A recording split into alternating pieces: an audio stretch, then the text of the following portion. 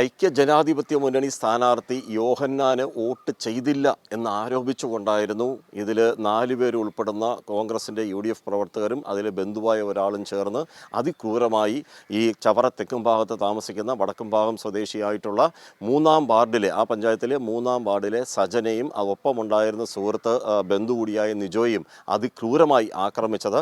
ഈ ആക്രമണത്തിൽ അതീവമായി ഗുരുതരമായി പരിക്കേറ്റ് കൊല്ലം NS സഹകരണ ആശുപത്രിയിൽ തീവ്രപരിചരണ വിഭാഗത്തിലാണ് ഇപ്പോൾ സജൻ ഉള്ളത്.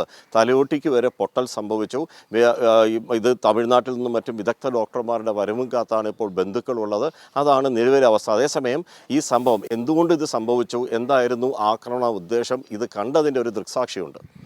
എന്തായിരുന്നു സംഭവിച്ചത്?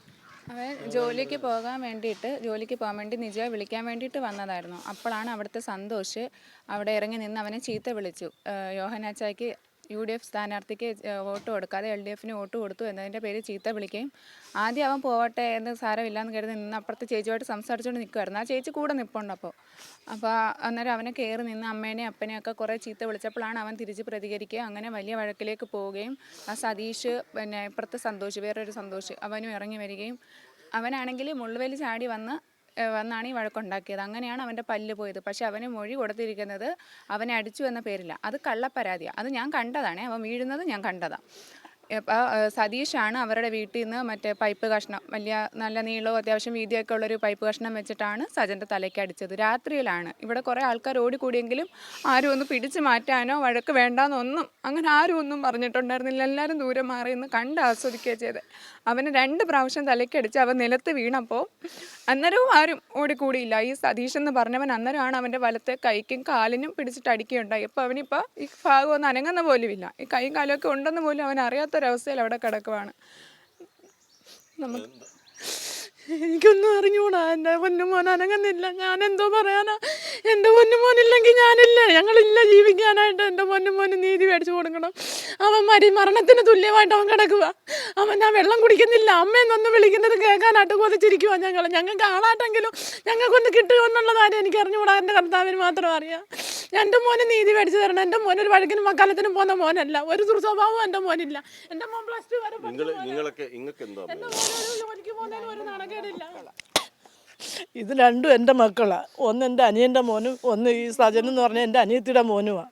ഇവനാണെങ്കിൽ എല്ലാ കൂലിപ്പണിക്കും പോകുന്നവനാണ്. അന്നത്തെ ദിവസം ഈ ബ്ലോക്കിൽ നിന്ന് അപർണ ജയിച്ച് അവർക്ക് യാഥ വിളിക്കാനും കൊടി പിടിക്കാനുമായിട്ട് എൻ്റെ മോനും LDF സ്ഥാനാർത്ഥിയാണ് ജയിച്ചത്. അവർക്ക് യാഥ വിളിക്കാനും കൊടി പിടിക്കാനും എല്ലാം പോയിട്ട് വന്നതാണ്. അന്നേരം UDFൻ്റെ സ്ഥാനാർത്ഥിയായിട്ട് നിന്നിയ യോഹന്നാനാണ്.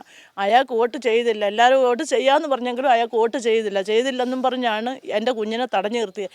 അവനാണെങ്കിൽ തെക്കുംപാം പഞ്ചായത്തിലല്ലായിരുന്നു വോട്ട്, തേവലക്കര പഞ്ചായത്തിൽ 12-ാം വാർഡിലായിരുന്നു അവന് വോട്ട്. അവിടെ വോട്ട് ചെയ്തത് അത് ഇവരറിയുന്നില്ല അവനെവിടെ വോട്ടെന്ന്. അവരിവിടെ വാടകയ്ക്ക് താമസിക്കുക. അന്നേരം ഇവിടെ താമസിച്ചപ്പോൾ തെക്കുംപാം പഞ്ചായത്തിലാണ് വോട്ടെന്നും പറഞ്ഞാണ് എൻ്റെ കുഞ്ഞ് ജോലിക്ക് പോകുന്ന നേരത്ത് അവനെ തടഞ്ഞു നിർത്തിയത്. തക്കാളി സന്തോഷാണ് ഈ UDFന് സ്ഥാനാർത്ഥിയായിട്ട് ഇന്ന് യോഹന്നാൻ്റെ വീട്ടിൽ നിന്ന് ചീത്തയും പറഞ്ഞും കൊണ്ട് ഇറങ്ങി വന്നുകൊണ്ടാണ് തടഞ്ഞു നിർത്തിയപ്പോഴാണ് അനിയച്ചാരും അവരെ പെരയ്ക്കകത്തുനിന്ന് പൈപ്പ് എടുത്തുകൊണ്ട് വന്ന് അടിച്ചത്. ആ അടിയിൽ എൻ്റെ മോൻ വീണെങ്കിലും അവിടെ ഇട്ട് ഒന്നും കൂടെ അടിച്ച് നീളത്തിനടിച്ചപ്പോൾ ഈ തലച്ചോറ് അങ്ങ് 2ആയിട്ട് അങ്ങ് വിടർന്നു പോയി. അതിന് എൻ്റെ കുഞ്ഞ് അവിടെ അങ്ങ് വീണപ്പോൾ അവിടെ ഇട്ട് എൻ്റെ കുഞ്ഞിൻ്റെ കാലിലും കയ്യിലും എല്ലാം അടിച്ച്. ഞാൻ വന്ന് കിടന്ന് നിലവിളിച്ച് എല്ലാവരുടെയും കിടന്ന് നമ്മൾ പറയുന്നുണ്ട്, പക്ഷെ നമ്മൾ പറഞ്ഞാൽ കേൾക്കുന്ന ഒരു അവസ്ഥയല്ല അവരുടേത്. അവരുടെ വീട്ടിൽ അന്ന് ആദ്യ കുർബാനയായിരുന്നു. അവരുടെ വീട്ടിൽ ആദ്യ കുർബാനയ്ക്ക് മദ്യവും മറ്റു സാധനങ്ങളും എല്ലാം ഇറക്കിയിട്ട് അവരെല്ലാം ഈ UDFകാരെല്ലാവരും കൂടെ ഓരും കൂട്ടിക്കൊണ്ട് തയ്യാറെടുത്ത് നിന്നായിരുന്നു. എൻ്റെ കുഞ്ഞിനെ ആ അവസ്ഥയിൽ ഏത് മനുഷ്യനാലും ഒരു വണ്ടി ചോദിച്ചാൽ വണ്ടി കൊടുക്കുമായിരുന്നു. ആരും കൊടുത്തില്ല. എല്ലാവരും അവരവരുടെ വീട്ടുകളിൽ കയറി കതവ് അടച്ചും കൊണ്ടിരുന്ന് ഇപ്പുറത്ത് വണ്ടി എടുത്ത് നാറ്റീവയ്ക്കകത്ത് എടുത്തിട്ട് കമത്തി ഇട്ടും കൊണ്ടാണ് എൻ്റെ മോനെയും കൊണ്ട് ആശുപത്രി. ആ രംഗം കണ്ടു അമ്മ പ്രസവിച്ച ഒരാരും കണ്ടുകൊണ്ടിരിക്കത്തില്ല സാറേ. ആ രീതിയിലായിരുന്നു എൻ്റെ മോൻ കടന്നത്. എന്നിട്ട് പോലും ഒരു വണ്ടി ഒരു മനുഷ്യന് കൊടുത്തില്ല അവനെ കൊണ്ടുപോകാനായിട്ട്. ഇവിടെ ഇപ്പോൾ ജയിച്ച സ്ഥാനാർത്ഥിയല്ലേ അടുത്ത വാർഡിൽ? നിങ്ങളെല്ലാം DYFI പ്രവർത്തകരല്ലേ സജനൊക്കെ? നിങ്ങൾക്ക് എന്താ പറയാം? ഞങ്ങളെ പാവമ്പായ യൂണിറ്റിലെ സജീവ പ്രവർത്തനമായിരുന്നു സജൻ. ഇപ്പോൾ ഈ അടുത്ത് പൊതുച്ചോറിൻ്റെ പ്രവർത്തനത്തിന് വരെ വളരെ സജീവമായി നിൽക്കുകയും എന്നാൽ വളരെ അക്രമം ഒന്നുമില്ലാതെ ഒരു രാഷ്ട്രീയ പ്രവർത്തനമായിരുന്നു. വളരെ സൗമ്യമായ സ്വഭാവവും അത്തരത്തിലുള്ളൊരു ആരെയും കൊണ്ടും ഒട്ടും ഒട്ടും അടിപിടിക്കും കാര്യങ്ങൾക്കും ഒന്നും പോകാത്തൊരു നിങ്ങൾ പോലീസ് സ്റ്റേഷനിലേക്ക് മാർച്ച് ചെയ്തില്ലേ? അതെ അതെ. ഇപ്പം എന്തുകൊണ്ടാണ് നിങ്ങൾ സ്റ്റേഷനിലേക്ക് മാർച്ച് ചെയ്യേണ്ട സാഹചര്യം ഉണ്ടായത്?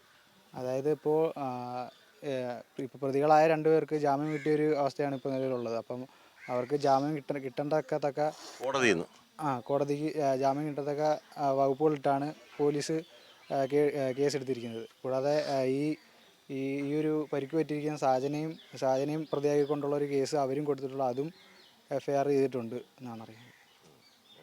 ഇതിലിപ്പോൾ പാർട്ടി നിലപാട് എന്താണ്? നിങ്ങൾ ഇക്കാര്യത്തിൽ എന്താണ് സജനും അതുപോലെ നിജോ ഈ രണ്ടുപേരെ നീതിക്കായി പാർട്ടി എന്താണ് ചെയ്യാൻ പോകുന്നത്?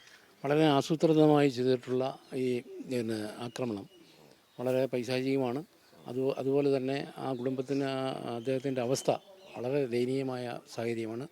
ഒരു സൈഡ് അനക്കാൻ പറ്റാത്ത സാഹചര്യമാണ്. അമ്മ എന്നുള്ള വാക്കുപോലും ഉച്ചരിക്കാൻ കഴിയാത്ത സാഹചര്യമാണ് ഉണ്ടായിട്ടുള്ളത്. ഇത് തീർത്തും വളരെ ഗൂഢാലോചനയോടെ നടന്നതാണെന്നാണ് പാർട്ടി വിലയിരുത്തപ്പെടുന്നത്. മുമ്പ് എപ്പോഴെങ്കിലും ഇതുപോലെ സംഭവങ്ങൾ ഇവിടെ ഉണ്ടായിട്ടുണ്ടോ? ഇവിടെ ഇതുപോലുള്ള സംഭവങ്ങൾ ഉണ്ടായിട്ടില്ല. മാത്രമല്ല സാജൻ ഇതുപോലുള്ള വഴക്കുകൾക്കൊന്നും കൂട്ടാളിയാവുന്ന ആളുമല്ല.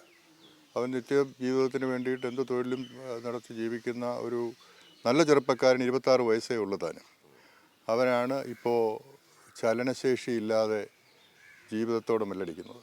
ആ ചലിക്കാത്ത ആ ഒരു അവസ്ഥയിലും ഇപ്പോൾ അവന് വേണ്ടി ഈ കുടുംബവും നാട്ടുകാരും മുഴുവനും സജനു വേണ്ടി അതുപോലെ നിജോയ്ക്ക് വേണ്ടിയൊക്കെ പ്രാർത്ഥനയിലാണ്. ഒപ്പം നീതി വാങ്ങിക്കൊടുക്കുക എന്ന് പറയുന്നതാണ് CPM-ഉം DYFIയും വ്യക്തമാക്കുന്നത്. DYFI സ്റ്റേഷനിലേക്ക് മാർച്ച് വരെ നടത്തിയിരുന്നു. പോലീസിൻ്റെ ഭാഗത്തുനിന്ന് കൃത്യമായ ഇതിൽ നിയമപരമായ നടപടികൾ വേണമെന്നാണ് ഇവരുടെ ആവശ്യം. ക്യാമറാമാൻ അയ്യപ്പദേവനൊപ്പം രാജ്കുമാർ.